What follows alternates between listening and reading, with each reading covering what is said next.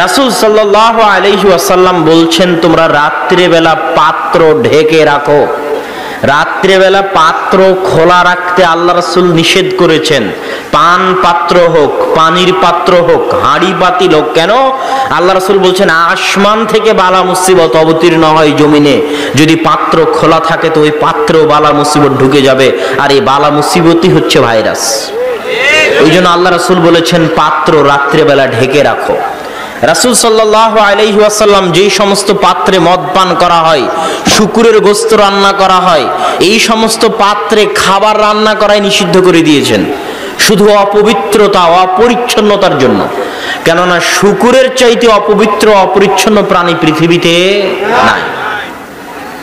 আর আল্লাহ সুবহানাহু ওয়া তাআলা প্রত্যেক যে প্রাণীকে হারাম করেছেন মানুষের জন্য খাওয়া, ওই প্রাণীর মধ্যে ক্ষতি আছেই আছে, থাকবেই থাকবে।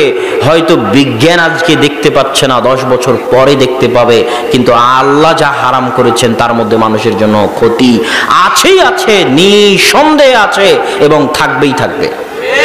প্রত্যেক যা কিছু আল্লাহ সুবহানাহু ওয়া তাআলা এবং আল্লাহ রাসূল হারাম করেছে, সেটা বিড়ি, সিগারেট, তামাক, জর্দা, গুল হোক, শুকুরের গোশত হোক, কুকুরের গোশত হোক, আর ইন্দুর হোক, যে ইন্দুরগুলোকে ধরে ধরে চীনের মানুষ গরম পানিতে ডুবিয়ে সেগুলোকে খাচ্ছে, বাদুড়গুলোকে খাচ্ছে, যত অপবিত্র অপরিচ্ছন্ন জিনিস ইসলাম হারাম করেছে সেগুলোর মধ্যে ক্ষতি আছে আছে এবং থাকবেই থাকবে, যার প্রমাণ হচ্ছে এই করোনা ভাইরাস। এই জন্য ইসলাম হচ্ছে পৃথিবীর সবচেয়ে কমপ্লিট কোড অফ লাইফ, এর চাইতে আধুনিক, এর চাইতে উন্নত এবং সকল যুগের জন্য চলমান, সকল যুগ কাল পাত্র এবং মানুষের জন্য প্রযোজ্য এত সুন্দর, এত উন্নত, এত আধুনিক ধর্ম পৃথিবীতে আর আসাও কোনোদিন সম্ভব নয়, কেউ দিতেও পারেনি এবং কেউ দিতেও পারবে না। কিন্তু মুসলমানেরা বুঝতে পারে না যে তারা কত বড় নেয়ামতের মধ্যে আছে। ইসলামের চাইতে বড় নেয়ামত মুসলমানদের জন্য আর কিছুই নাই। এর চাইতে বড় নেয়ামত পৃথিবীতে আর হতে পারে না যে আপনি মুসলমান, আপনি ইসলাম গ্রহণ করেছেন, মুসলমান ঘরে জন্মগ্রহণ করেছেন, এর চেয়ে বড় নেয়ামত হতে পারে না। সম্মানিত উপস্থিতি, এই জন্য করোনা ভাইরাস নিয়ে আতঙ্ক নয়, এটা আপনার ঈমানের পরীক্ষা। এটা আপনার কিসের পরীক্ষা? ঈমানের পরীক্ষা। যে করোনা ভাইরাস যদি ধরারই হয় সেটা আল্লাহ সুবহানাহু ওয়া তাআলার ইচ্ছা ছাড়া সম্ভব নয়, তবে অবশ্যই সচেতনতা জরুরি। আর সেই সচেতনতার সবচেয়ে বড় রাস্তা হচ্ছে 5 ওয়াক্ত সালাত এবং দিনে 5 বার ওযু।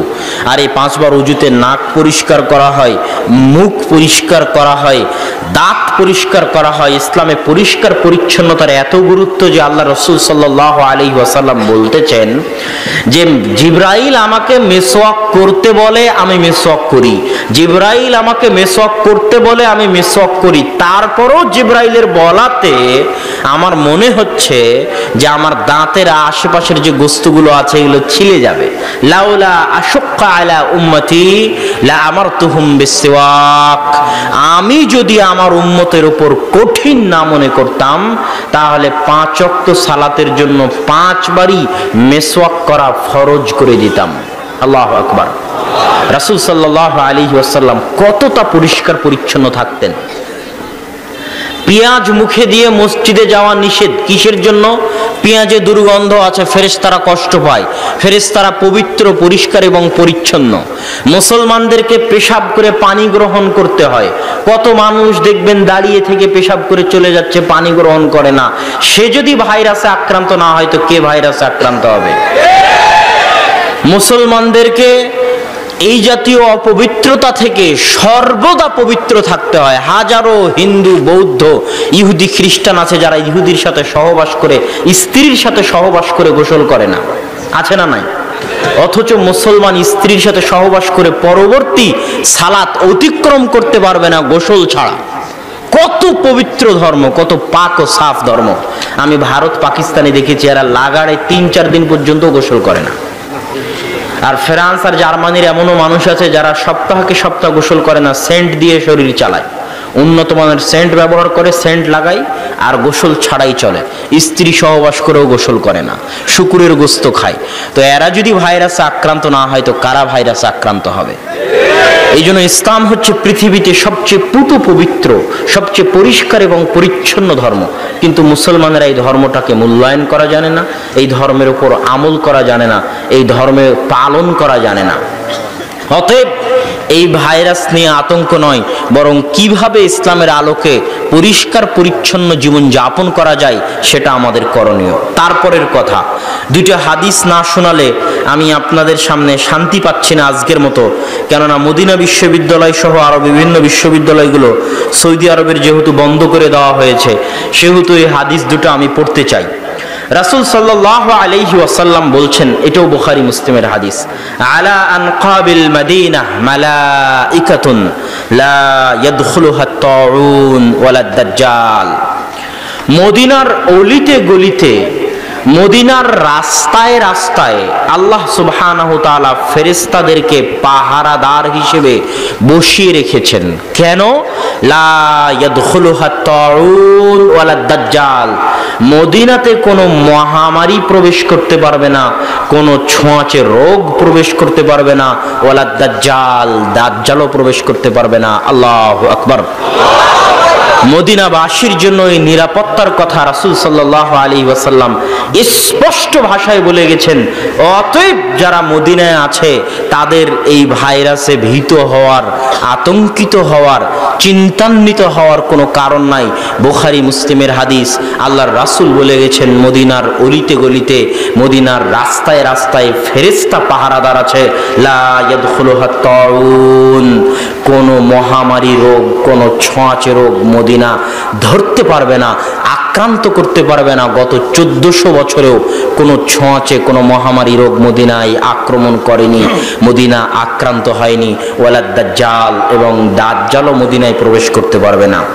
আর এক হাদিসে আয়েশা রাদিয়াল্লাহু তাআলা আনহা বলছেন, রাসূল সাল্লাল্লাহু আলাইহি ওয়াসাল্লাম বলেছেন, আল্লাহুম্মা হাব্বিব ইলাইনাল মাদিনা, হে আল্লাহ, মক্কাকে যেমন তুমি আমাদের জন্য ভালোবাসার বস্তুতে পরিণত করে দিয়েছো, তেমনি মদিনাকে আমাদের জন্য ভালোবাসার বস্তুতে পরিণত করে দাও।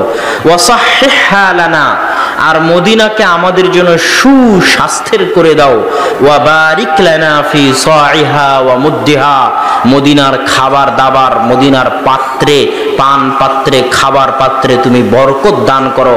ওয়ানকুল হুম্মাহা ফাজআলহা ফি জুহফা, আর মদিনায় যে রোগ ব্যাধি আছে, ছোঁয়াচে মহামারী রোগ আছে, তাকে তুমি মদিনা থেকে তুলে নিয়ে গিয়ে অন্য জায়গায় দিয়ে দাও এবং মদিনাকে এই ছোঁয়াচে মহামারী রোগ থেকে মুক্ত করে দাও।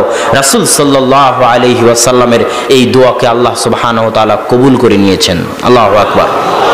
এই জন্য ইবনে হাজার আসকালানী রাহিমাহুল্লাহ বলেছেন যে আল মাদিনাহ আসাহহু বিলাদিল্লাহ আলা ওয়াজহিল আরজ, আসমানের নিচে জমিনের উপরে সবচেয়ে সুস্বাস্থ্যকর, আসমানের নিচে জমিনের উপরে সবচেয়ে সুস্বাস্থ্যকর শহর যদি থেকে থাকে, তাহলে সেই শহর হচ্ছে আল মাদিনা আল মুনাওয়ারা, মাদিনাতু নবিয়্যিল্লাহ সাল্লাল্লাহু আলাইহি ওয়াসাল্লাম, মাদিনাতু রাসূলিল্লাহ সাল্লাল্লাহু আলাইহি ওয়াসাল্লাম। আসমানের নিচে জমিনের উপরে সবচেয়ে সুস্বাস্থ্যকর শহর হচ্ছে মদিনা, আসমানের নিচে জমিনের উপরে সবচেয়ে সুস্বাস্থ্যকর শহর হচ্ছে মদিনা, যেখানে দাজ্জালও প্রবেশ করবে না, মহামারীও প্রবেশ করবে না, করোনা ভাইরাসও প্রবেশ করবে না। রাসূল সাল্লাল্লাহু আলাইহি ওয়াসাল্লাম বলেছেন। আল্লাহু আকবার। সম্মানিত উপস্থিতি, মদিনার ফজিলতের কথা যখন আসলো, তখন আর দুই একটা মদিনার ফজিলত বলে নেই যা আপনাদের জানা থাকা ভালো। রাসূল সাল্লাল্লাহু আলাইহি ওয়াসাল্লাম বলেছেন, রাসূল সাল্লাল্লাহু আলাইহি ওয়াসাল্লাম বলেছেন, কেউ যদি মদিনাবাসীর বিরুদ্ধে ষড়যন্ত্র করে, কেউ যদি মদিনাবাসীর বিরুদ্ধে ষড়যন্ত্র করে, ফায়াযুবু কামা ইয়াযুবুল মিলহু ফিল মা, তাহলে সে ওইভাবে গলে নিঃশেষ হয়ে যাবে, যেমন লবণকে পানিতে ঢেলে দিলে লবণ গলে নিঃশেষ হয়ে যায়, সেও ওইভাবে গলে ধ্বংস হয়ে পচে নিঃশেষ হয়ে যাবে যে মদিনা এবং মদিনাবাসীর বিরুদ্ধে ষড়যন্ত্র করবে। রাসূল সাল্লাল্লাহু আলাইহি ওয়াসাল্লাম বলেছেন, আল্লাহুম্মা, হে আল্লাহ, তুমি মদিনার সব কিছুতে বরকত দাও। জিরফাই মা জাআলতা ফি মক্কাহ, মক্কার দ্বিগুণ বরকত দাও তুমি মক্কার জন্য। ইব্রাহিম আলাইহিস সালাতু ওয়াস সালামের দুয়ার মাধ্যমে মক্কার জন্য যে বরকতের ব্যবস্থা করেছো তার চেয়ে দ্বিগুণ বরকতের ব্যবস্থা তুমি মদিনা এবং মদিনাবাসীর জন্য করে দাও। এই জন্য মক্কার চেয়ে ডবল বরকত মদিনায় পাওয়া যায়, আজও পাওয়া যায়। মদিনায় যারা বসবাস করে, যারা যায়, তারা এই বরকতকে সশরীরে স্বচক্ষে অনুভব করতে পারে। রাসূল সাল্লাল্লাহু আলাইহি ওয়াসাল্লামের এই দোয়াকে আল্লাহ সুবহানাহু ওয়া তাআলা কবুল করে নিয়েছেন। রাসূল সাল্লাল্লাহু আলাইহি ওয়াসাল্লাম মদিনার জন্য বলেছেন, মদিনাবাসীর জন্য বলেছেন যে কিয়ামতের পূর্ব মুহূর্তে মদিনাতে সালাসা রাজাফাত, মদিনাতে তিনটা ভূমিকম্প হবে। কেন তিনটা ভূমিকম্প হবে? মদিনা হচ্ছে কালকির, মদিনা হচ্ছে হাঁপড়ের মতো। হাঁপড় বুঝেন? যেখানে কয়লা জ্বালিয়ে ছুরি দাকে আগুনে পুড়িয়ে হাতুড়ি দিয়ে পিটিয়ে ধারালো করা হয়, ওই হাঁপড়ের আগুনে যেমন জং ধরে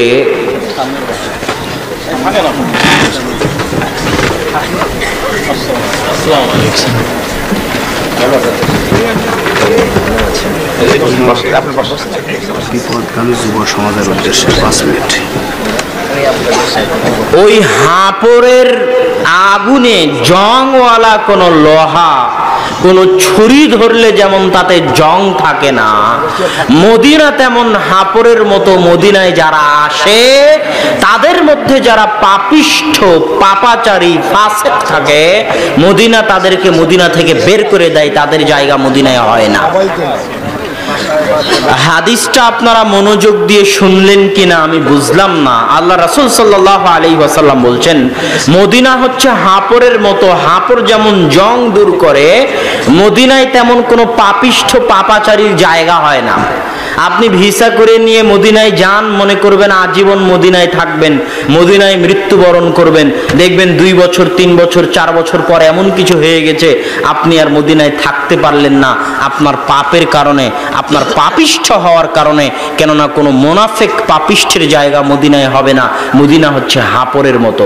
কিন্তু কিয়ামতের পূর্ব মুহূর্তে যখন দাজ্জাল আসবে, মদিনার দরজায়, মদিনার গেটে, উহুদ পাহাড়ের পিছনে যখন দাজ্জাল আসবে, তখনও কিছু মুনাফিক, কিছু পাপিষ্ঠ, কিছু ফাসিক মদিনায় বসবাস করবে। ওই সময় সালাস রাজাফাত, 3টা বিশাল ভূমিকম্প হবে। এই ভূমিকম্পে ওই সমস্ত ফাসিক, পাপিষ্ঠ, মুনাফিকরা ভয়ে ভীত হয়ে মদিনা থেকে পালিয়ে মদিনার এরিয়ার বাইরে চলে যাবে এবং দাজ্জালের ফিতনায় পতিত হয়ে যাবে। আল্লাহু আকবার। এটা হচ্ছে মদিনার বরকত। একমাত্র খালেস মুমিন যারা, ইমানদার যারা, তারাই মদিনায় থাকতে পারবে এবং দাজ্জালের ফিতনা থেকে মুক্তি পাবে। এগুলো হচ্ছে মদিনার জন্য বলে যাওয়া রাসূল সাল্লাল্লাহু আলাইহি ওয়াসাল্লামের ফজিলত। সুতরাং এই সমস্ত ভাইরাস, এই সমস্ত সংক্রামক ব্যাধির মদিনায় প্রবেশ করার কোনো আশঙ্কা, কোনো চিন্তা, এবং দাজ্জালের মদিনায় প্রবেশ করার কোনো আশঙ্কা, কোনো চিন্তা নাই। এটা হতেই পারে না, এটা অসম্ভব। সুতরাং যারা মদিনায় আছে, মদিনায় যারা যাবে, তারা এই সমস্ত সংক্রামক ব্যাধি থেকে, দাজ্জালের ফিতনা থেকে, এই সমস্ত বালা মুসিবত থেকে নিরাপদে আল্লাহ সুবহানাহু ওয়া তাআলা আমাদেরকেও এই জাতীয় সংক্রামক ব্যাধি, এই জাতীয় বিপদ আপদে থেকে দূরে থাকার, মুক্ত থাকার তৌফিক দান করুক, আল্লাহুম্মা আমিন। তবে আপনাদেরকে একটা অনুরোধ করব, আপনারা আব্বুর গান বাজনা সংক্রান্ত এবং বেহায়াপনা, বেলেল্লাপনা সংক্রান্ত যে বক্তব্য আছে, ওই বক্তব্যগুলো শুনবেন। যদি আব্বু আজকে ওই বিষয়ে কথা বলে, তাহলেও দেখতে পাবেন যে ওই বিষয়গুলোর মধ্যে বলা আছে যে এমন রোগে, এমন ব্যাধিতে মানুষ আক্রান্ত হবে যেটা অতীতে কোনোদিন ছিল না।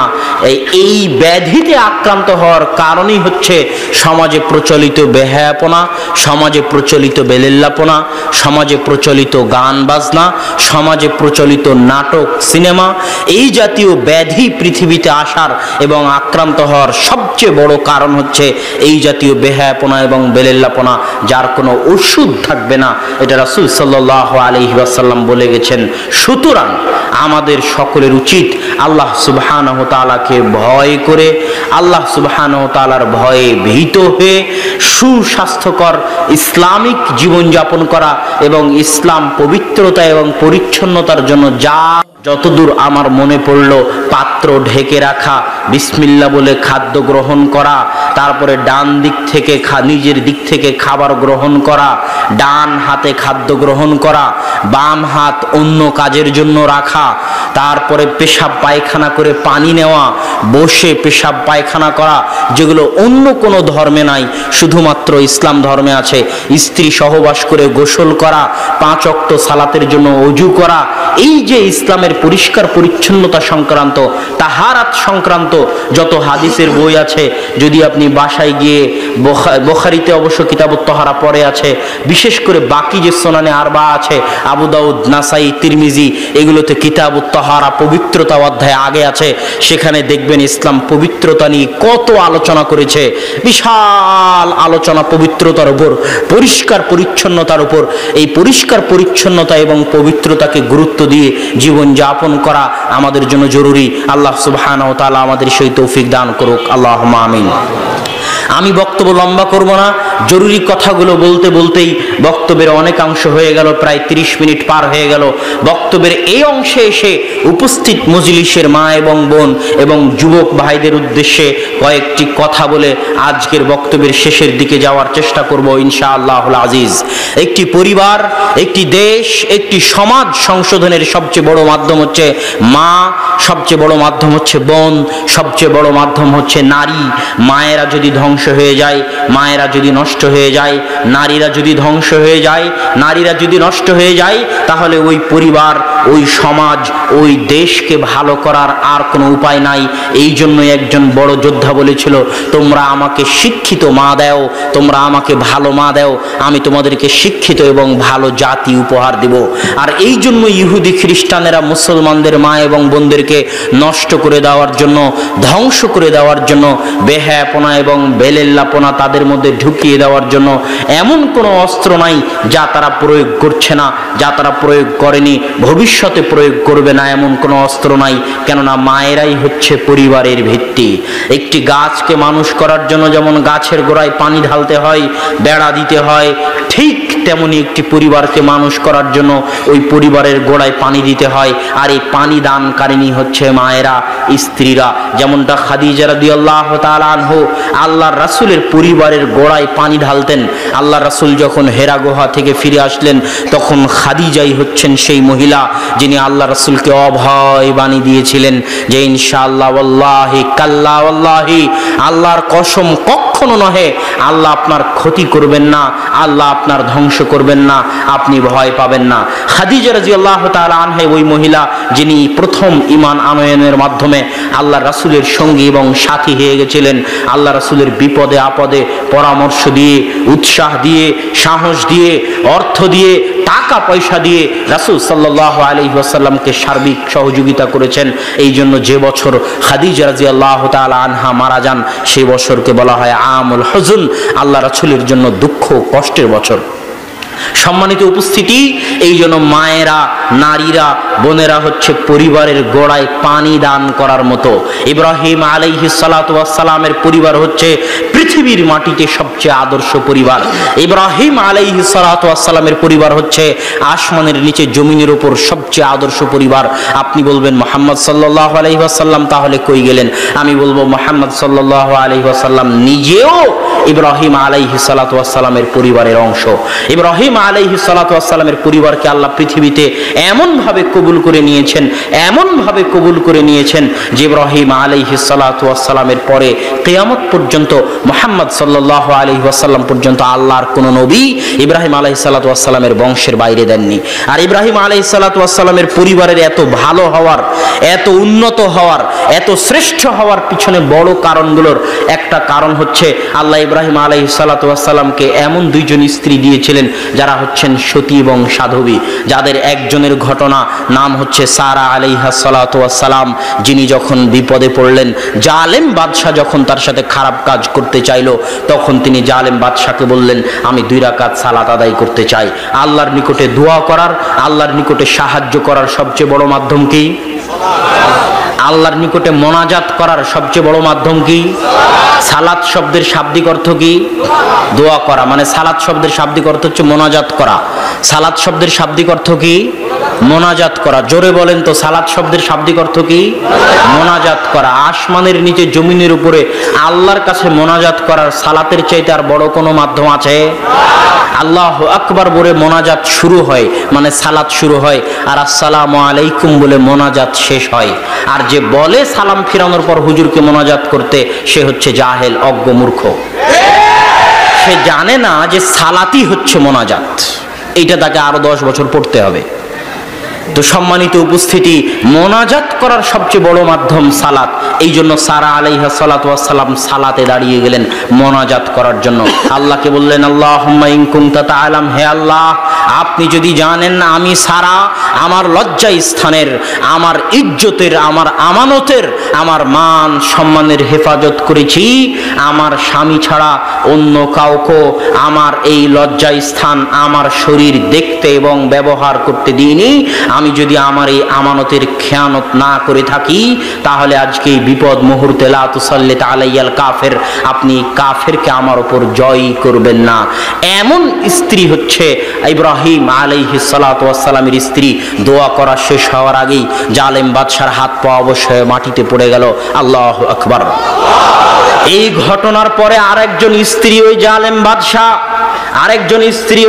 বাদশা ইব্রাহিম আলাইহিস সালাতু ওয়াস সালামকে দিলেন, যার নাম হাজেরা। ইব্রাহিম আলাইহিস সালাতু ওয়াস সালাম যখন মক্কায় নির্জন মরুভূমিতে, যেখানে মানুষজন তো নাই, পশু পাখি তো নাই, গাছপালাও নাই, আজ 1000 বছর পরে, 5, 6, 10 হাজার বছর পরেও যদি আপনি মক্কায়, আজকে আধুনিক যুগে যদি মক্কায় যান, তবুও দেখবেন মক্কার ওই জায়গাটা, কাবা ঘরের ওই জায়গাটা চারিদিকে পাহাড় দিয়ে ঘেরা। এখনো সৌদি সরকার রাস্তাঘাট পাহাড় কেটে ভালোভাবে উপযোগী করে তৈরি করতে পারেনি। এমন একটা দুর্গম মরুর শহর, মরুর জায়গা, যেখানে মানুষের বসবাস করা, মানুষের যাওয়া এবং থাকা আজও কঠিন। এমন জায়গায় ইব্রাহিম আলাইহিস সালাতু ওয়াস সালাম যখন তার পরিবারকে রেখে গেলেন, হাজেরা এবং ইসমাইলকে রেখে গেলেন, তখন সামনে সামনে ইব্রাহিম হাঁটছেন কিছু না বলেই, আর পিছনে পিছনে হাজেরা হাঁটছেন। তখন হাজেরা জিজ্ঞেস করছেন, আইনা তাযহাবু ইয়া ইব্রাহিম, ইব্রাহিম আপনি কোথায় যাচ্ছেন? ইব্রাহিম আলাইহিস সালাম উত্তর দেন না। আইনা তাযহাবু ইব্রাহিম, ইব্রাহিম কোথায় যাচ্ছেন? উত্তর দেন না। তখন হাজেরা বললেন, আপনি কি আল্লাহর নির্দেশে যাচ্ছেন? আল্লাহর আদেশে আমাদেরকে এখানে রেখে যাচ্ছেন? তখন ইব্রাহিম আলাইহিস সালাম বললেন, নাম। তখন লা ইউদাইয়ান আল্লাহ, যদি আল্লাহর নির্দেশে, আল্লাহর আদেশে এই নির্জন মরুভূমিতে আমাদেরকে রেখে গিয়ে থাকেন, তাহলে এখানে মানুষজন না থাকলেও, এখানে খাবার না থাকলেও, পশু পাখি না থাকলেও, পানির ব্যবস্থা না থাকলেও আমাদের হেফাজত আল্লাহ করবেন, কোনো চিন্তা নাই ইনশাআল্লাহ। কতটা মজবুত ইমানের অধিকারী, কতটা আল্লাহর উপর ভরসাকারিনী মহিলা হলে এমন নির্জন পরিবেশে, মহিলা মানুষ, কোনো পুরুষ মানুষ নয়, তিনি একজন মহিলা মানুষ। আল্লাহু আকবার। হাতে একটা ছোট বাচ্চা, এই ছোট বাচ্চাকে নিয়ে একজন মহিলা মানুষ কতটা আল্লাহ ভীরু হলে, কতটা ইমানদার হলে এমন নির্জন মরুভূমিতে, যেখানে মানুষজন নাই, যেখানে থাকার ব্যবস্থা নাই, খাওয়ার ব্যবস্থা নাই, পানির ব্যবস্থা নাই, এমন জায়গায় বলতে পারে যদি আল্লাহর নির্দেশে হয়ে থাকে তাহলে আমাদেরকে আল্লাহ হেফাজত করবেন। তিনি যখন পানির সন্ধানে সাফা মারওয়ায় দৌড়ালেন 7 বার, তো এমন একজন পরহেজগার মহিলার সাফা মারওয়ায় 7 বার দৌড়ানোকে আল্লাহ কোরআনে বলছেন, ইন্নাস সাফা ওয়াল মারওয়াতা মিন শাআইরিল্লাহ। ওই যে হাজেরা সাফা মারওয়ায় তার সন্তানের জন্য দৌড়িয়েছিল, আমি হাজেরার এই দৌড়ানোটাকে কিয়ামত পর্যন্ত নিদর্শন বানিয়ে দিলাম। আল্লাহু আকবার। ওই জায়গাতেই পৃথিবীর সর্বশ্রেষ্ঠ মানুষ মুহাম্মদ সাল্লাল্লাহু আলাইহি ওয়াসাল্লাম দৌড়িয়েছেন। আজও এখনো হাজার মানুষ সেখানে দৌড়াচ্ছে। এই জন্য বললাম, ইব্রাহিম আলাইহিস সালাতু ওয়াস সালামের পরিবার হচ্ছেন পৃথিবীতে সর্বশ্রেষ্ঠ পরিবার। ইসলামের বহু হুকুম আহকাম ইব্রাহিম আলাইহিস সালাম এবং তার পরিবারের সাথে সম্পৃক্ত।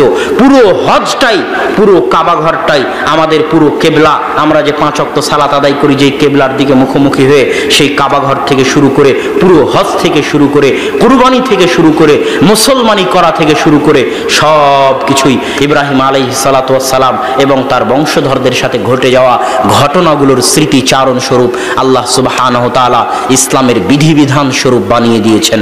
তো সম্মানিত উপস্থিতি, মা এবং বোনদেরকে লক্ষ্য করে বলতে চাই, আপনাদের দ্বারাই আদর্শ পরিবার সম্ভব যদি আপনারা সারা এবং হাজেরার মতো পরহেজগার হন, তাকওয়াবান হন, আল্লাহ ভীরু হন, তাহলে সমাজ পরিবর্তন করা সম্ভব।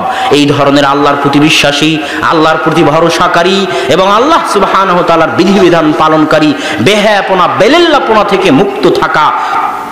সারা যেমন নিজের ইজ্জতের হেফাজত করেছেন, আপনি যদি আপনার ইজ্জতের হেফাজত করতে পারেন, হাজেরা যেমন আল্লাহর উপর ভরসা করেছেন, আপনি যদি তেমন আল্লাহর উপর ভরসা করতে পারেন, তাহলে সারার দোয়া যেমন আল্লাহ সাথে সাথে শুনেছে। আজও পৃথিবীতে যদি এমন মা আপনারা হতে পারেন যারা কোনোদিন পর পুরুষের সাথে অবৈধ সম্পর্কে লিপ্ত হননি, আপনার কণ্ঠ কোনোদিন পর পুরুষ শোনেনি, আপনার সাথে কোনোদিন পর পুরুষ প্রেমালাপ করতে পারেনি, তাহলে আপনার মুখ দিয়ে বের হওয়া দোয়া যেমন সারার মুখ দিয়ে বের হওয়া দোয়া আল্লাহ সাথে সাথে কবুল করেছেন, আপনার মুখ দিয়ে বের হওয়া দোয়াও আল্লাহ সাথে সাথে কবুল করবেন ইনশাআল্লাহ। এই জন্য আমি যুবকদেরকে বলি, যুবক তুমি প্রেম করে কেন বিবাহ করতে গেলে, তুমি অবৈধ সম্পর্ক করে কেন বিবাহ করতে গেলে? যুবক, এমন মেয়েকে বিবাহ করো যেই মেয়ে কমসে কম দোয়া করলে আল্লাহর দরবারে কবুল হওয়ার সম্ভাবনা থাকবে। আর এই ধরনের অপবিত্র যে বিবাহের পূর্বেই তোমার সাথে প্রেমে লিপ্ত হয়েছে, সে বিবাহের পরেও আরেকজনের সাথে প্রেমে লিপ্ত হবে, এদের দোয়া আল্লাহ কবুল করবে না। তোমার সন্তানের জন্য দোয়া করার মতো স্ত্রী যদি তুমি বাছাই না করতে পারো, তোমার সন্তান যখন বিপদে পড়বে তখন যায় নামাজ বিছিয়ে আল্লাহর দরবারে হাত পেতে কান্দাকাটি করার মতো স্ত্রী যদি বাছাই না করতে পারো, তাহলে যুবক তোমার জীবনের 16 আনাই বৃথা, তোমার জীবনের পুরোটাই মিছে। অতএব নিজে পবিত্র থেকে পবিত্র স্ত্রীর অনুসন্ধান করো, যার সাথে প্রেম থাক, তওবা করে ফিরে আসো এবং পবিত্র পরহেজগার মেয়ে বাছাই করো, যাতে কমসে কম যায় নামাজ বিছিয়ে আল্লাহর দরবারে হাত পেতে 2 রাকাত সালাত আদায় করে তোমার সন্তানের জন্য, তোমার জন্য আল্লাহর দরবারে দোয়া করতে পারে। এমন মা, এমন স্ত্রী যদি পরিবারে না থাকে, তাহলে সেই পরিবার মাঠে মারা গেছে। এই জন্য মা এবং বোনদেরকে অনুরোধ, যুবক ভাইদের নিকটে অনুরোধ যে আমরা আল্লাহ সুবহানাহু ওয়া তাআলার বিধিবিধান মেনে নিজেদের জীবন পরিচালনা করার চেষ্টা করি। আল্লাহ আমাদের তৌফিক দান করুক, আল্লাহুম্মা আমিন। যুবকদের উদ্দেশ্যে জরুরি কথা, আমি গত বছর এই মজলিসে যুব সমাজের জন্য আলোচনা করেছিলাম। বিশাল লম্বা 30-40 মিনিট 1-1.5 ঘন্টার আলোচনা ছিল। আজকে অত লম্বা আলোচনা করছি না, আজকে সংক্ষিপ্ত আকারে যুব সমাজকে বলে যাচ্ছি, তোমরাই হচ্ছ জাতির ভবিষ্যৎ। এই জন্য রাসূল সাল্লাল্লাহু আলাইহি ওয়াসাল্লাম বলেছেন, সাবাআতু ইউদিল্লুহুমুল্লাহু ইয়াওমা লা দিল্লা ইল্লা দিল্লুহ। কঠিন কিয়ামতের মাঠে আল্লাহ সুবহানাহু ওয়া তাআলা 7 শ্রেণীর মানুষকে তার বিশেষ ছায়াতলে ছায়া দিবেন। তার মধ্যে এক শ্রেণী হচ্ছে শাবুন নাশা ফি ইবাদাতিল্লাহ, ওই যুবক যে তার যৌবন কালকে আল্লাহর ইবাদতে, আল্লাহর রাস্তায়, আল্লাহর বিধিবিধান পালন করতে ব্যয় করেছে। বয়স 60-70 হয়ে গেলে সালাত আদায় করা, মুখে দাড়ি রাখা সহজ। বয়স 60-70 হয়ে গেলে সালাত আদায় করা, মুখে দাড়ি রাখা সহজ, কিন্তু বয়স যখন 20-25 তখন বাপ মা, সমাজ, স্ত্রী সন্তান, পাড়া প্রতিবেশী, ভাবি ননদ, তাদের টিটকারি, তাদের মজা উপেক্ষা করে, তাদের টিটকারি উপেক্ষা করে, চাকরি হারানোর ভয়কে উপেক্ষা করে, রিজিকের ভয়কে উপেক্ষা করে দাড়ি রাখা, টাকনুর উপর প্যান্ট পরা, সালাত আদায় করা অনেক অনেক কঠিন কাজ। এই জন্য আল্লাহ বৃদ্ধদের জন্য এই বিশেষ নিয়ামত রাখেননি, কেননা বৃদ্ধ বয়সে দাড়ি সবাই রাখতে পারে, বৃদ্ধ বয়সে সালাত সবাই রাখতে পারে। এই বিশেষ নিয়ামত আল্লাহ ওই যুবকদের জন্য রেখেছেন যারা যুবক বয়সে যাবতীয় রিস্ক, যাবতীয় চ্যালেঞ্জ, যাবতীয় বাধা বিপত্তি উপেক্ষা করে আল্লাহ সুবহানাহু ওয়া তাআলার বিধিবিধান অনুযায়ী চলতে পারবে, তাদের জন্য এই বিশেষ পুরস্কার। আজকে আমাদের যুবক সমাজের অধিকাংশ যুবক নিজেদের জীবনকে মানুষের মতবাদকে দুনিয়াতে প্রতিষ্ঠিত করার জন্য ব্যয় করে দিচ্ছে। হাজারো যুবক আছে যারা আওয়ামী লীগের রাজনীতি, বিএনপির রাজনীতি, জামাতি ইসলামের রাজনীতি, এই ধরনের রাজনৈতিক দলের পিছনে নিজেদের জীবন, নিজেদের সময়কে ব্যয় করে দিচ্ছে। অথচ এই সমস্ত যুবককে কিয়ামতের মাঠে তাদের সময়ের হিসাব দিতে হবে। রাসূল সাল্লাল্লাহু আলাইহি ওয়াসাল্লাম বলেছেন, আব্দুল্লাহ বিন মাসউদের হাদিস, যে আদম সন্তান তার পা লা তাযুলু কদমা ইবনে আদম, আদম সন্তানের পা কিয়ামতের মাঠে এক ধাপও সামনে এগোতে পারবে না যতক্ষণ না 5টা প্রশ্নের উত্তর দেয়। তার মধ্যে একটা প্রশ্ন হচ্ছে আন শাবাবিক, হে যুবক তুমি তোমার যৌবনকালকে কোথায়, কোন রাস্তায়, কার পিছনে ব্যয় করেছো, এই জবাব কিয়ামতের মাঠে দিয়ে যেতে হবে। অতএব যুব সমাজকে লক্ষ্য করে বলতে চাই, তোমরা এই জাতির ভবিষ্যৎ, নিজেকে অচল, অকেজো, অথর্ব, দেশ, জাতি এবং পরিবারের জন্য বোঝা বানিও না। যে সমস্ত যুবকের আত্মমর্যাদা নাই, আত্মসম্মান নাই, যুগ যেই দিকে চলে তারা যুগের তালে চলে, যেই দিকে বাতাস হয় সেই দিকে ছাতা ধরে, যুগে যখন যেটা চলে তখন সে সেই তালে চলে, এই সমস্ত যুবক হচ্ছে আত্মমর্যাদাহীন যুবক, আত্মসম্মানহীন যুবক। নদীর স্রোতে, সমুদ্রের স্রোতে যেমন পানা ভেসে যায়, খড়কুটো ভেসে যায়, ফেনা ভেসে যায়, ওই সমস্ত ফেনা খড়কুটোর যেমন শক্তি থাকে না, তাদের যেমন কোনো আত্মমর্যাদা থাকে না, এই সমস্ত যুবকের তেমন কোনো শক্তি নাই, আত্মমর্যাদা নাই। এরা যখন যেটা সমাজে চলে, যখন আইপিএল চলে, যখন বিপিএল চলে, যখন জুয়া চলে, যখন মদ চলে, যখন গান বাজনা চলে, এরা সবগুলোর সাথে শরিক হয়। এদের নিজস্ব কোনো আত্মমর্যাদা, কোনো ভ্যালু নেই। আর যেই স্টিমার, যেই লঞ্চ স্রোতকে উপেক্ষা করে চলে, ওই স্টিমার লঞ্চের যেমন সুযোগ আছে, ওই স্টিমার লঞ্চের যেমন শক্তি আছে, আত্মমর্যাদা আছে। একটা যুবকও যখন সমাজে যাবতীয় বাধাকে উপেক্ষা করে ইসলামের আদর্শকে ধরে সমাজে চলতে চায়, তখন সেই যুবক আত্মসম্মান সম্পূর্ণ যুবক, আত্মমর্যাদা বোধ সম্পূর্ণ যুবক। আর পর্দার বিষয়টাও আত্মমর্যাদার সাথে সম্পৃক্ত। এই জন্য রাসূল সাল্লাল্লাহু আলাইহি ওয়াসাল্লাম বলেছেন, লা ইয়াদখুলুল জান্নাতা দায়ুস, দায়ুস জান্নাতে যাবে না। দায়ুস মানে যার মধ্যে দিয়াসা আছে। দিয়াসা কার মধ্যে আছে? দিয়াসা আছে শুকুরের মধ্যে। আল্লাহ রাসূল বলতেছেন দায়ুস জান্নাতে যাবে না, মানে দায়ুস মানে যার মধ্যে দিয়াসা আছে তাকে বলা হয় দায়ুস। দিয়াসা কার মধ্যে আছে? শুকুরের মধ্যে আছে, তথা যার রক্ত শুকুরের রক্তের মতো হয়ে যাবে, যার ব্যবহার শুকুরের ব্যবহারের মতো হয়ে যাবে, যার মানুষ থাকবে না শুকুর হয়ে যাবে, সে জান্নাতে যাবে না। শুকুরের যেমন লজ্জাবোধ নাই, শুকুরের যেমন ইতস্তবোধ নাই, শুকুরের যেমন আত্মমর্যাদা নাই, শুকুরের যেমন আত্মসম্মান নাই, যারা নিজের বাড়িতে বেপরদার সুযোগ দিয়েছে তাদের রক্ত শুকুরের রক্তের মতো হয়ে গেছে। যার মা, যার বউ, যার স্ত্রী বেপরদা হয়ে চললে তার বিন্দু মাত্র ইতস্তবোধ সৃষ্টি হয় না, তার রক্তের মধ্যে, তার মনের মধ্যে তার রক্ত আর শুকুরের রক্তের মধ্যে কোনো পার্থক্য নাই। এটা আমি না, আল্লাহ রাসূল বলে গেছেন। এই জন্য আপনি শুকুর হওয়া থেকে বাঁচুন। আপনি দায়ুস হলেন মানে শুকুর হয়ে গেলেন, কেননা পৃথিবীতে একমাত্র দায়ুস প্রাণী, একমাত্র দায়ুস প্রাণী হচ্ছে শুকুর, যার আত্মমর্যাদা বোধ নাই, যার রক্তে দিয়াসা আছে। এই জন্য যারা শুকুরের গোস্ত খায়, যারা শুকুরের গোস্ত জন্ম থেকে মরা পর্যন্ত খায়, শুকুরের চর্বি যারা জন্ম থেকে মরা পর্যন্ত খায়, তার সামনে তার স্ত্রীর সাথে পরপুরুষ যদি জেনায় লিপ্ত হয়, তবুও তার মধ্যে কোনো প্রতিক্রিয়া সৃষ্টি হয় না। এটা পরীক্ষিত, কেননা তার রক্ত পুরোটাই শুকুরের রক্ত হয়ে গেছে। সে শুকুর খেয়ে জীবন যাপন করেছে। আর একমাত্র পৃথিবীতে দায়ুস প্রাণী শুকুর। ঠিক কোনো পুরুষ যখন দায়ুস হয়ে যায়, কোনো পুরুষ যখন শুকুরের মতো হয়ে যায়, কোনো পুরুষের রক্ত যখন শুকুরের রক্ত হয়ে যায়, তখন সে বাড়িতে নিজের মেয়েকে বেপরদায় চলতে দেয়, নিজের স্ত্রীকে বেপরদায় চলতে দেয়, নিজের মাকে বেপরদায় চলতে দেয়, কেননা তার রক্ত শুকুরের রক্তের মতো হয়ে গেছে। এটা আল্লাহ রাসূল বলেছেন। অতএব যুবক, আত্মমর্যাদা বোধ সম্পূর্ণ হওয়ার চেষ্টা করো, নিজের মধ্যে আত্মমর্যাদা আনার চেষ্টা করো, নিজের সময়কে দাম দিতে শিখো। তোমার সময়ের মূল্য আছে যুবক। আমি এক বক্তব্যে বলেছি, তোমাদের সামনে আজকেও বলতেছি যে তোমাদের সময়ের মূল্য আছে। তুমি বগুড়ায় বাস করো, এই কথা ভুল। তুমি দুয়ারপাড়ায়, হামিদপুরে বাস করো, এই কথা ভুল। মানুষ কোনো জায়গায় বাস করে না, জায়গা তো জায়গার মতোই থাকে। 1000 বছর আগে এই জায়গা এমনই ছিল, 1000 বছর পরে এই জায়গা এমনই থাকবে, এমনই থাকবে। এই জায়গার কোনো পরিবর্তন হবে না, এর উপরেই কিয়ামত কায়েম হয়ে যাবে। অথচ এই জায়গাতে মানুষ আসছে, চলে যাচ্ছে। তাহলে মানুষ জায়গায় থাকে না, মানুষ সময়ে আসতেছে, সময়ে যাচ্ছে। তোমার জন্ম থেকে তোমার মৃত্যু পর্যন্ত যে সময়টা, এই সময়ের মধ্যে তুমি বাস করো।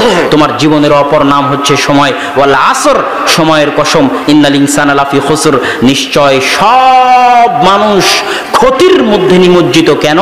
সব মানুষ সময় নষ্ট করে। সব মানুষ ক্ষতির মধ্যে নিমজ্জিত কেন? সব মানুষ সময় নষ্ট করে। সময়ের অনেক মূল্য আছে যুবক। তোমার সময়কে তুমি যখন দাম দিবে না, তখন দুনিয়াবাসী তোমাকে দাম দিবে না। তুমি যখন তোমার সময়কে দাম দিবে না, তখন দুনিয়াবাসী তোমার সময়কে দাম দিবে না। তুমি যখন তোমার সময়কে দাম না দিয়ে অন্যের ক্রিকেট খেলা দেখো, তোমার সময় কি এতই অমূল্যবান যে অন্যের ক্রিকেট খেলা দেখতে হবে? সে তোমাকে দেখুক, এর নাম হচ্ছে আত্মমর্যাদাবোধ, যে আমি কেন তাকে দেখব, সে আমাকে দেখুক, একে বলে আত্মমর্যাদা। আমি কেন তার অনুসরণ করব, সে আমার অনুসরণ করুক, পারলে এর নাম আত্মমর্যাদা। আমি কেন পাখির জন্য জীবন দিব, পারলে পাখি আয়েশা রাদিয়াল্লাহু তাআলা আনহার জামা পরার জন্য জীবন দিক। আমি কেন শাহরুখ সালমানের জন্য জীবন দিব, পারলে শাহরুখ সালমান আমার নবী মুহাম্মদ সাল্লাল্লাহু আলাইহি ওয়াসাল্লামের অনুসরণ করুক, এর নাম আত্মমর্যাদা। আজকের যুব সমাজ তো জানে না। আমি মাঝে মাঝে দেখলে হতাশ হই, সৌদি আরবের মাটিতে যখন দেখি সৌদি আরবের যুবকরা মেসির 10 নম্বর গেঞ্জি পরে আছে, দেখা মাত্রই যতবার দেখি ততবার আমার মাথায় এই জিনিস কাজ করে, যতবার দেখি ততবার আমার মাথায় এই জিনিস কাজ করে যে এই মেসি যেই ক্লাবে খেলে সেই ক্লাবের নাম বার্সেলোনা, আর এই বার্সেলোনা ক্লাবটা যেই জায়গায় অবস্থিত সেই জায়গার নাম স্পেন, আর ওই স্পেনের মালিক ছিল এই সৌদি আরবের এই যুবকের বাপদাদারা। আল্লাহু আকবার। অথচ সেই অনুভূতি কিন্তু তার নাই, অতটুকু অনুভূতি শক্তি তার নাই। যেই মেসি, যেই রোনালদো, যেই বার্সেলোনা, যেই সমস্ত ক্লাব আমাদের যুবক সমাজগুলো দেখে এবং শুনে, এই সব ক্লাব ওই স্পেনের মাটিতে অবস্থিত, আর ওই স্পেনের মাটির মালিক ছিল আমার বাপদাদা। হাজারো আলেম ওই স্পেনে জন্ম নিয়েছে। হাফিজ ইবনে আব্দুল বার, হাফিজুল মাগরিব বলা হয়। মুয়াত্তা মালিকের দুইটা ব্যাখ্যা গ্রন্থ করেছেন, আল ইস্তিযকার আর আত তামহিদ। 463 হিজরিতে মারা গেছেন। তিনি হচ্ছেন স্পেনের আলেম। ইবনে হাজাম আন্দালুসি বিশাল বড় আলেম, মহান মুহাদ্দিস, তিনি হচ্ছেন স্পেনের আলেম। আব্দুল হক আল ইশবিলি অনেক বড় আলেম, তিনি হচ্ছেন স্পেনের আলেম। তাফসিরে কুরতুবি, তাফসিরে কুরতুবির নাম অনেকেই শুনেছেন। তাফসিরে কুরতুবির লেখক ইমাম কুরতুবি হচ্ছেন স্পেনের আলেম। এরকম স্পেনে হাজারো আলেম জন্ম নিয়েছে। ওই সমস্ত জায়গাকে, যেগুলো জায়গার মালিক মুসলমানেরা ছিল, সেই জায়গাকে অপবিত্র করে যে ক্লাবগুলোকে তৈরি করা হয়েছে, মুসলমানদের মাটিতে জবরদখল করে যেই ক্লাবগুলোকে তৈরি করা হয়েছে, সেই ক্লাব আর সেই সমস্ত প্লেয়ার নিয়ে মুসলমানের সন্তানেরাই লাফালাফি করে। এই জাতি যদি ধ্বংস না হয় তাহলে কোন জাতি ধ্বংস হবে? এই জন্যই বলি, যুবক, যখন তোমার মধ্যে আত্মমর্যাদা থাকবে না, যখন তুমি সময় নষ্ট করে অন্যের খেলা দেখতে যাবে, জুয়া খেলবে, বাজারে বসে ক্রাম বোর্ড খেলবে, যখন তোমার সময়ের দাম থাকবে না, জুয়া, ক্রাম বোর্ড, নারীর সাথে সম্পর্ক, সময় নষ্ট করায় যখন মত্ত হয়ে যাবে, তখন পৃথিবীর মানুষ তোমাদেরকে ছিঁড়ে ছুটে খাবে না। তো আর কাকে ছিঁড়ে ছুটে খাবে? তুমি তো নিজের সময়েরই দাম দেওনি, দুনিয়াবাসী কেন তোমাকে দাম দিবে? কোনো প্রয়োজন নাই দুনিয়ার মানুষের তোমাকে দাম দেওয়ার, যখন তুমি নিজের সময়কে দাম দেওনি। এই কথা আল্লাহর রাসূলও বলেছেন যে ক্ষুধার্ত ব্যক্তি যেমন খাবারের প্লেটে ঝাঁপিয়ে পড়ে তেমনই ঝাঁপিয়ে পড়বে। কেন আল্লাহর রাসূল? আমরা কি সংখ্যায় কম হব? আনাহনু কালিলুন ইয়াউমাইযিন, না, সেদিন তোমরা সংখ্যায় কম হবে না, কিন্তু আনতুম কাগুসাইস সাইল, তোমাদের আত্মমর্যাদা থাকবে না, তোমরা সময়ের দাম দিবে না, তোমরা অন্য জাতির অনুসরণ করবে, অন্য সম্প্রদায়ের অনুসরণ করবে, অন্যের খেলা দেখবে, অন্যের ছবি দেখবে, অন্যের মুভি দেখবে, গান বাজনা নিয়ে ব্যস্ত থাকবে। তোমরা হবে খড়কুটোর মতো, তোমরা হবে ফেনার মতো, কোনো আত্মমর্যাদা থাকবে না। এখানে হাজারো যুবক বসে আছে যাদের ভিতরে সরিষা সম পরিমাণ আত্মমর্যাদা নাই, এদেরকে তুলে ডাস্টবিনে ফেলে দেওয়ার যোগ্য। যুবক, তোমাকে কষ্ট দেওয়ার জন্য বলিনি, তোমার ঈমান জাগরণ করার জন্য বলতেছি। তুমি যখন নিজের সময়কে দাম না দিয়ে খড়কুটো ফেনার মতো হয়ে যাও, সময় নষ্ট করো, জুয়া খেলো, ক্যারম বোর্ড খেলো, তাস খেলো, ক্রিকেট খেলা দেখো, এই সমস্ত খেলায় যখন অংশগ্রহণ করো, তখন তুমি ডাস্টবিনে ফেলে দেওয়ার মতো। আর ফেলেও দিচ্ছে। তুমি পদ্মা সেতুর ইতিহাস পড়ে দেখিও যে পাইলের মধ্যে লেবার পড়ে গেছে, ওই লেবারকে তুলাই হয়নি, পাইলের মধ্যেই পড়ে মরে গেছে। এটা বাংলাদেশি লেবার, কোনো চায়না কোরিয়ান নয়। কেন? নিজের সময়কে কোনোদিন দাম দেয়নি। আওয়ামী লীগ বিএনপির রাজনীতি করেছে, সারাদিন মদ, জুয়া, আড্ডা, ক্রাম বোর্ড নিয়ে থেকেছে। তো এরা যদি লেবারি না করে তো কারা লেবারি করবে? এরা বাংলাদেশেও লেবারি করবে, এরা বিদেশেও লেবারি করবে। এটাই এদের ভাগ্যে লেখা আছে। যতক্ষণ না নিজেরা পরিবর্তন হবে ততক্ষণ। বাহির দেশ থেকে মানুষ এসে এই দেশে বড় বড় চাকরি করবে, বাহির দেশ থেকে মানুষ এসে এই দেশে ইঞ্জিনিয়ারিং করবে, বাহির দেশ থেকে মানুষ এসে এই দেশে ডাক্তারি করবে, বাহির দেশ থেকে মানুষ এসে এই দেশে বিজ্ঞান হবে। আর আমার আপনার পকেটের টাকা তারা বেতন হিসেবে নিয়ে যাবে, আর আমরা আপনারা এই দেশেও লেবারি করব, পদ্মা সেতুতে বাইরেও লেবারি করব। কেন? জীবনে কোনোদিন বই খুলে দেখেনি, সারাদিন রাজনীতি করেছে, অস্ত্র নিয়ে মারামারি করেছে, ক্রাম বোর্ড খেলেছে, আইপিএল খেলেছে, বিপিএল খেলেছে। এরা চিরজীবন লেবারি করবে যতক্ষণ না পরিবর্তন হবে।